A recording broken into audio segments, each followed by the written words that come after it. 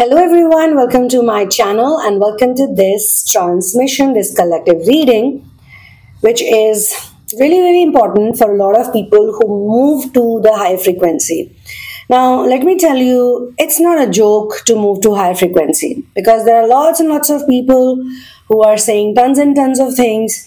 And most of the people that I'm catering to, you guys are basically into source. You love source. That is the prerequisite. If you're not into source integration, if you don't have connection with God, you've not surrendered to source, then this journey will not work for you. I don't care how many people watch it, at what time, it doesn't really matter. But this love frequency, the faith frequency, is not meant for every Tom, Dick, and Harry. It is meant for the chosen ones. It is meant for the special people. And so if you are the special one, if you are the chosen one, then you gotta act like those people, okay? You gotta be different from others. You cannot be going crazy for materialistic things. And it's not also to say that you are not a responsible person. All of you people are very responsible. You guys are very independent. You don't want the cheap thrills, okay? You want something higher and better, even though the society, the world is trying hard to program you to go for just the cheap thrills, but that's not what you want. Your soul doesn't want that, okay? Now, I'm being shown from the divine masculine and feminine perspective, I'm being shown something here, something very interesting, what's happening in the collective right now, or who wants to hear this, because we have a big collective. We have like really interesting energies in the collective pool, and there are always people who are doing ascension. There are always people who are having temporary awakening. There are always people who are going through testing and crisis. There are always going to be people who are, stepping into surrender. And then all these things, these are linear, non-linear, and they also happen in cycles and phases. And they're not just like this. This is not the direction stuck in one loop, rather it's like this. So it may look like a circle, but it's an upward going circle, okay? So I'm being shown masculine and feminine over here. So divine masculine and divine feminine connect in person with each other, okay? I know, I always say that these things are happening internally, but externally, I'm talking about it in this collective reading because it's like a validation, okay? But you need to remember one thing. Always remember one thing. Your union or the feeling of reunion is not happening because of any other factor other than integrating to source. When you focus on yourself, when you do your inner work, when you go within, these things happen outside. With most people, when they start seeing something in the physical reality, they forget about the inner work, they forget about all the pain they went through. I mean, they're like so blinded by those external things that they go back into the same loop. That's the problem which is happening with most people. And this is the reason why we have the interesting dynamic of runner and chaser. Because runner and chaser is happening inside of you. When you go into love frequency, when you're in faith, when you're 100% with source, you don't see anything outside that can trouble you. And then that is reflected in your reality. I have some really interesting examples to share, but I want to first dive into the main messages and then maybe I'll take it up in another session or maybe we can do a continuation of it. So I'm guided to use DM and DF here, and now it depends on you completely how you perceive the words divine masculine and divine feminine. This timeless reading is a transmission which will keep attracting people as and when they get into this frequency that we are in right now here, okay, for this collective reading. So different dynamics are shown to me here, and let me tell you one by one what it is, what they are. Number one is both divine masculine and divine feminine, one category. They do their inner work. This inner work can be a matrix inner work or decided upon inner work, or like a spiritual modality. So don't think that matrix, because I know at certain levels and stages we do think, or we are believing that being in the matrix is not a good thing, or we need to get out of the matrix. We need to understand what is matrix. Matrix is basically the English name of Maya. Okay, so Maya in today's time and world is called matrix, but Maya also plays the role of a gatekeeper. Why would Maya, the gatekeeper, allow, as I said, any Tom, Dick, and Harry to get what is really high value, really full of peace, and it gives you that understanding that you are the creator of your own reality? Like, how do you practically experience it? For that, you need to be so selfless, so pure, so authentic, so real, and so loving. Because you can be authentic and you can be this and that, but if you're not loving, if you're not pure, if you're not humble, and at the same time you're not fun loving, you're not enjoying it, you got to be a balance. You can't be an extreme, because these things don't work in extreme. Okay, so one person is doing matrix inner work, which means that just because they are not sitting in a cave with their eyes closed, or they are not doing that proper meditation, doesn't mean that they are not doing anything. They could be having experiences, like real time experiences, that are pushing them into ascension, that are making them think. The other one could be doing something related to a spiritual modality, but the divine masculine and feminine have to be at par with each other. Okay, so one person can be little up here, the other can be there, then this one will go up, this one will go up here, this. I mean, this is not a competition. Okay, this is not like I have to be up in the race, because they're both the same. Actually, it's just two different aspects of the same thing. The core is the same. So I can think like a masculine in a given situation. I can also think like a feminine in a given situation. This is also the reason why I always attract a lot of homosexuals in my life, because homosexuals also in many ways are not working through one energy. It's like a man is very feminine, a woman is very masculine. Okay, she's in a woman's body, but she's acting like a masculine physically, but internally she also has parts which are feminine, which she's rejecting. That's why she's overdoing the masculine part. She doesn't need to do. And same is with the man. Okay, the man is trying to be feminine. Why is the man trying so hard to be feminine? Because he rejected some aspects of the masculine within, so he's overdoing the feminine side. The feminine and the masculine is trying to balance that problem. Okay, and most people actually, they tend to pick onto these things via their programming in their childhood. In their childhood, certain things happen, but I'm telling you, this is not something we judge, because it's also connected to your past lives. It's also connected to your karma. A lot of things you cannot judge them, but still I tell people one thing always, and I'm going to keep saying it: do whatever you want to do to your body, but don't cut something out of your body, because that's something that God has given you. That's nature. That's naturally being given to you for a reason. So when you remove certain aspect of your physical body, what you're doing is you're not going within. This is a simple logic. If you go within and you figure it out, who's going to have a problem with whatever you do? Okay? But there's a problem within people. They are insecure or incomplete within.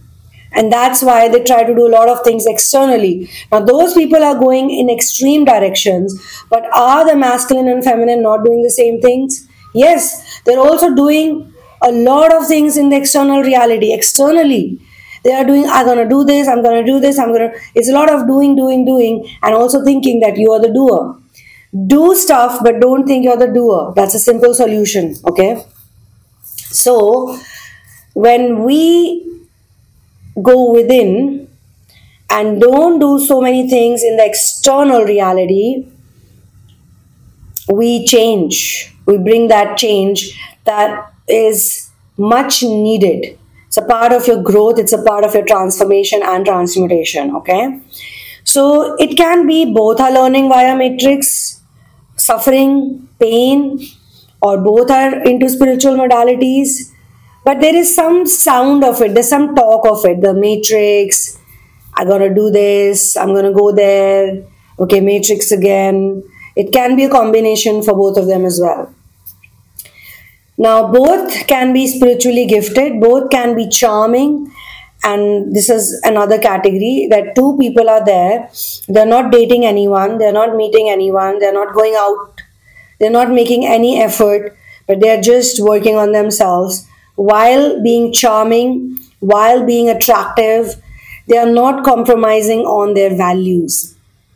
They're not saying, oh, everybody's dating someone, everybody's getting married, everybody's having kids, so I should also do it. I need to fit into the societal norms, blah, blah, blah. You don't have to be a rebel. You don't have to like always be in fight mode with people. But you're not also at the same time compromising on your peace. You're chilling. You're enjoying. You want to make a painting. You're painting. You want to dance, you're dancing. You're not sitting with the clock. Oh, how long has it been? You know that God always makes up for all the lost time. That's what God does. Okay? God can make up for all the lost time. Now, so they're ready when they meet each other, these type of people. So other type is when they know each other, they've known each other, okay? There's another type. So first one is completely blank. They've never met each other in physical reality. They do their own inner work, and one fine day they meet. That's it. And when they meet, it's like very easy to be around each other. It's not difficult because they've done so much practice. They've already rejected so many people that don't match with their vibe. And rejection is not like a hard, rude rejection. It's like they talk to people, they don't pursue it because they feel it's not the right thing for them. Because they have goals. They have straight goals in their mind. Like, this is what I want to do. This is who I am. This is where my mental peace is. And I don't want to disturb it. And I think this happens even better with people who have a purpose. Because when you have a purpose, you wake up every day and you know what you're going to do. You have a routine. Even if you fall sick, even if you're waking up late, I would say, just an example. Whatever you're doing, you have an idea in your head that I'm going to be of service to somebody, or I'm going to be doing my inner work. So self-expression and service, these are two things that go hand in hand. And you know that this is what you're here to do. This is important for you. People who start the inner work journey, they should also not be in a hurry. Because I've noticed people who've just entered the correct inner work phase, they do a lot of inner work, but it's not really helping them. But then that's also in a way helping them because they get discernment. They get to know who's the right teacher, the right healer. And even with their own selves, they realize that, okay, I need to fix this problem. Like people with ego, a very interesting example was given to me today when I was like combing my hair. And the example was that people with ego, the narcissistic people basically, you know how they are? They reach to the well, they literally are thirsty, they reach to the well and then they have this ego that I'm not going to take water out from the well has to give me water. That's the problem with a lot of narcissists, a lot of egotistical people. They have so much ego. Imagine, you're so smart, you're such a genius. You are also so lucky, so blessed that you do find the fountain, you do find the well, you find the spring. But now you're like sitting next to the spring, and you're like, spring, give me the water directly. Come on, why can't you do this and get the water from the spring? Or why can't you fetch the water out from the well? Why? Why these people have such a big ego? So when you're actually, giving up on everything and thinking like, I'm gonna do my inner work properly now, you become the person who's ready, willing to bring the water out of the well. To fetch a pail of water, you're willing to do whatever it takes. It's not an ego thing for you anymore. Once I was doing this very interesting channeling, and I was given the poem, Jack and Jill went up the hill to fetch a pail of water. And I was like, why would they give me this poetry? This is a children poetry, a nursery rhyme. Why would they give it to me? And I just read the whole thing, and I was like, suddenly, I got that epiphany moment, the trance moment. And I was like, wow. So Jack and Jill are basically the divine masculine and feminine, okay, in this context. And they go to the well to fetch a pail of water. Jack fell down and broke his crown, and Jill came tumbling after. So when the masculine and feminine are not ready to fetch the pail of water, which is literally so special, so amazing, so great, that can uplift you, that can take you somewhere else. If you're not ready, this is what's going to happen to you. The masculine and feminine are very closely bonded with each other. If the masculine does certain amount of inner work, he's in that space where he has the crown and he's like, I've found the place, I've found the location, the destination, I found the guru, I found the energy, or whatever you want to call it. I found the supreme, or I found the peace, or I found this, I found the knowledge. Most importantly, some people get very arrogant with the knowledge. They get very like, I know this, or their ego is so huge. I mean, it's really sad. I sometimes feel sad for them, because then they have to remain stagnant for a long time until and unless they're ready to fully surrender. They cannot take a word, a statement, anything against their temporary physical identity. Imagine something has been given to them to release this whole ego drama. The ego death has to happen, right? Because if the ego is not going to die, the real thing can never happen. The real connection can never be formed. So something is happening in their life, and what stops? The ego. The ego stops. The ego is acting like the biggest enemy of that person, but they don't see it. They see, oh, my ego, my baby, stay with me. I love you. You protect me. You give me respect. What type of respect is this which makes you feel so horrible inside? You're so miserable, so separated, so much in doubt, no faith, no trust, nothing. Just a few words can shake you. Just a few words can disconnect you from love. And just a few words can make you forget all of the miracles that have taken place before that. To make you reach to that point, you can say the words or the events or the situation or anything. Maybe it's all imaginary. Maybe a person is thinking a lot, overthinking, overtalking. There are different voices in a person's head that keeps telling them you're unworthy, you're a piece of shit, or someone else. Someone else is your enemy. Someone else disrespected you. Someone else is mean to you. Someone else doesn't want you to grow. Someone else doesn't want you to progress. But if you really have faith, you know everything is happening via divine timing. What's wrong? Nothing is wrong. I gotta just be patient for my turn. Simple. And you also need to be ready. You need to prep up for it. You need to prepare for it. You need to be the warrior who knows to use the sword. If you don't know how to use the sword, if you are not skillful enough or skilled enough, you don't still have the confidence to get it done, how is it going to happen? Imagine you're standing in front of 20 enemies and your sword is not coming out of the cover. You're stuck with it. Of course, a miracle will save you and can save you, but then if you are that advanced, then why do you even need the sword? Then you and the sword become one. Then you are the sword. I don't know who's gonna resonate with this, but whosoever resonates with this is cream stuff, creme de la creme. Okay, guys, so now one type I've already discussed, the one that I've never met before in physical reality. Of course, inside they've always met each other. They always knew that there's someone out there for them who's like really special and important and priceless. There's no price tag attached to this person. This person really loves you for who you are. This person knows you. You're them. They're you. You know. So you're not. They're not in a hurry. They were not never in a hurry to meet that person. They knew this person exists. Okay. It's just a matter of time. So even when they've not met that person physically, they're still like that person. Like they are both the masculine and feminine, you know, together. So when they meet the other person, it's a smooth transition. There's no drama happening, nothing happening at all.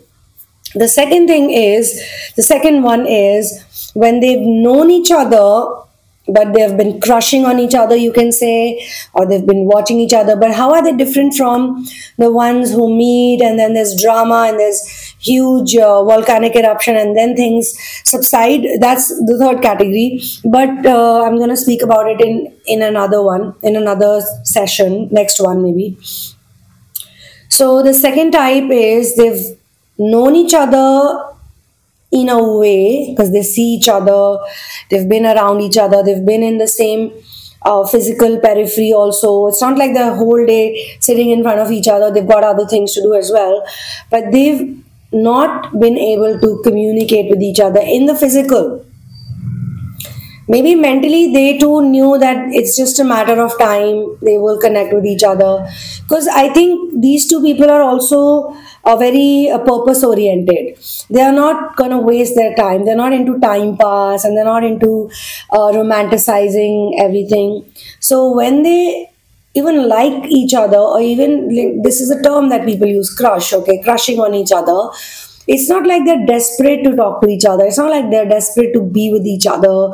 They're desperate and they're going to do some stupid thing out of desperation. The feminine here, she's definitely not into chasing anything. She's the one, you know, who's like, when it's divine timing, it's going to come to me. So she also is not the person. She's also not the kinds who wants something.